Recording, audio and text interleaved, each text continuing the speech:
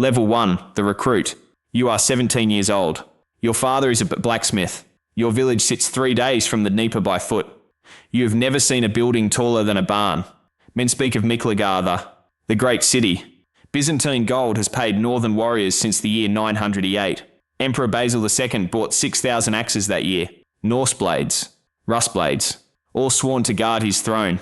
You leave at dawn. You carry your own ore. You carry dried fish for 3 weeks at sea. You carry a name no Greek tongue will ever pronounce right. You carry nothing that ties you back to this village. The river current pulls hard past Kiev. 40 men crowd one longship. Rapids split the Dnieper into 7 violent channels south of the city. Traders call them the barrier. One boat overturns on the 4th channel. A man from your own village goes under. He does not surface. No one stops rowing. The current does not wait for grief. You reach the Black Sea 11 days later. Salt cracks your lips. Your hands blister raw against the oar. Then the walls appear. 40 feet of stone stretching past what your eyes can measure. A Byzantine officer counts your teeth. He checks your arms for old wounds.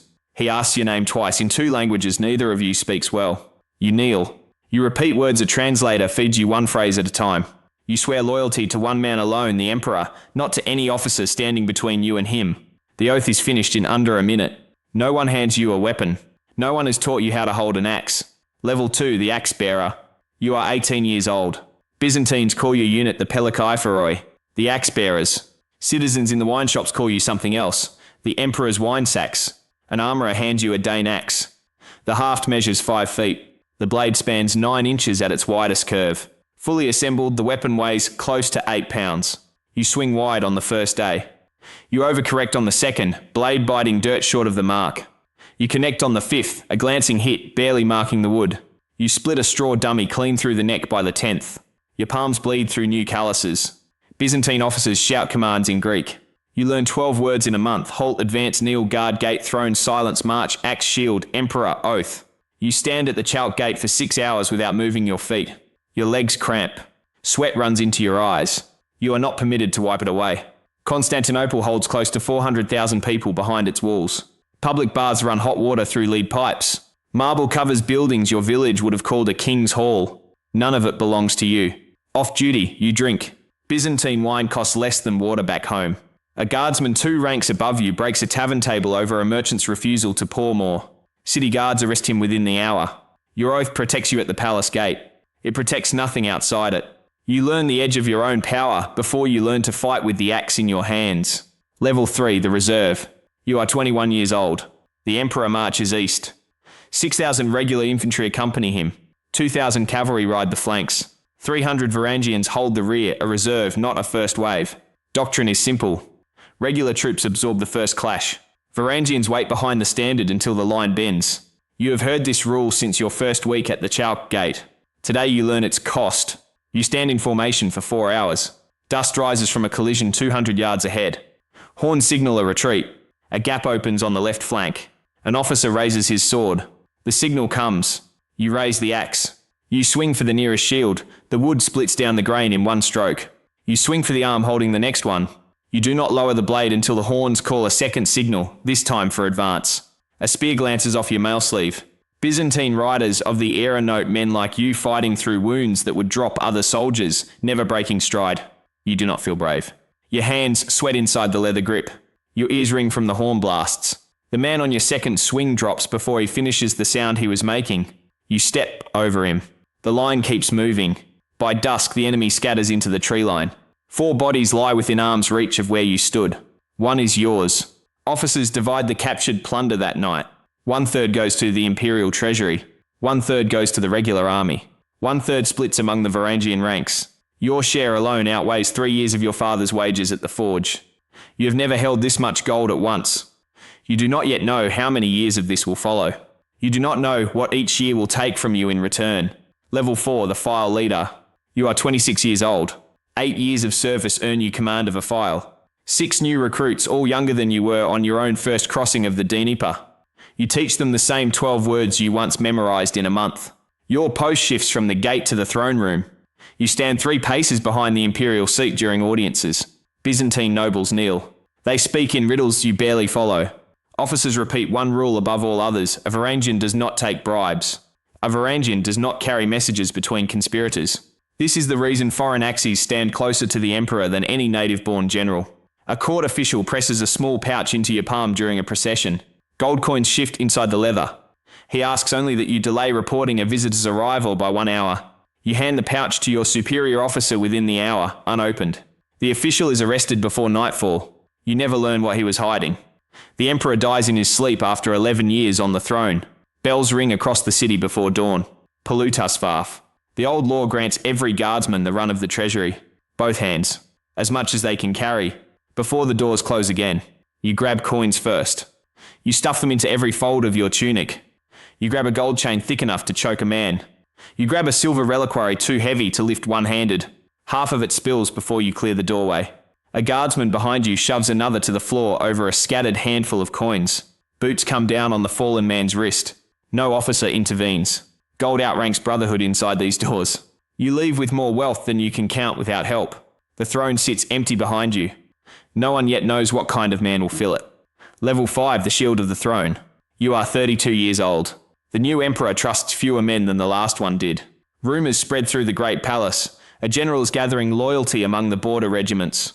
You are one of 12 Varangians assigned to the arrest. The operation happens at night inside the general's own residence. 2 servants scream. No Byzantine soldier dares block an axe-bearer carrying imperial orders. The general does not resist. He asks only who gave the order. You do not answer. Answering is not your function. Months later, the emperor marches against Pecheneg raiders who cross the Danube that spring. The Pechenegs fight from behind a wall of linked wagons. Wheels chained to wheels in a circle too wide for cavalry to break clean. Byzantine horsemen fail twice against the wagon line. The third attempt calls for axes on foot. You reach the wagons first. You chop through a wheel spoke. You chop through a yoke rope next. You chop through the wagon bed itself, splintering planks wide enough for a man to pass through. The gap widens behind you as more axes follow. Pechenegs pour out through the breach. They no longer defend a line. They run from one. The camp collapses within the hour. Back in Constantinople, a different order arrives, one you did not expect. A Varangian from your own file has been named in the conspiracy against the last emperor. He swore the same oath you did on the same day. You are ordered to carry out the sentence yourself. No blade but a guardsman's own axe is permitted for this duty. You do not ask why it falls to you. Rules built to protect the throne do not bend for old friendships. Your name becomes known inside the palace now. Guards point you out to visiting nobles as proof of imperial strength. Every rank you climb brings more officers assigned to watch how you climb it. Level 6, the Topo Teres. You are 44 years old. 27 years of service earn you the rank of Topoteredis. The title means Deputy Commander of a Tagma. It is one of the highest posts a foreign-born guardsman can reach inside the Byzantine army. New arrivals stand in the recruitment yard now calling themselves English, not Norse or Rus. Their kingdom fell 3 years ago to a duke from across the narrow sea. Some carry old wounds from a hillside battle they refuse to describe in detail. You teach them the same 12 words you once learned in a month. You do not tell them how young you were when you learned them. Decades of pay built this wealth. Campaign shares added to it.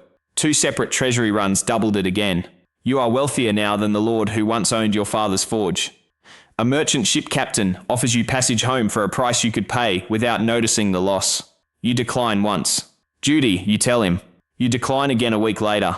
A campaign might come, you say. You decline a third time when he drops the price out of what looks like pity, not profit. You do not have a reason left to give him. The man who shared your first river crossing at 17 does not die on any battlefield. He dies of a fever that moves through the barracks in a single week. 4 guardsmen die with him. The rest are spared without explanation. You carry his body to the burial ground yourself. No axe. No enemy. No glory. Just a fever with no name. No pattern either. The merchant ship sails without you 3 days later. You tell yourself there will be another one next season.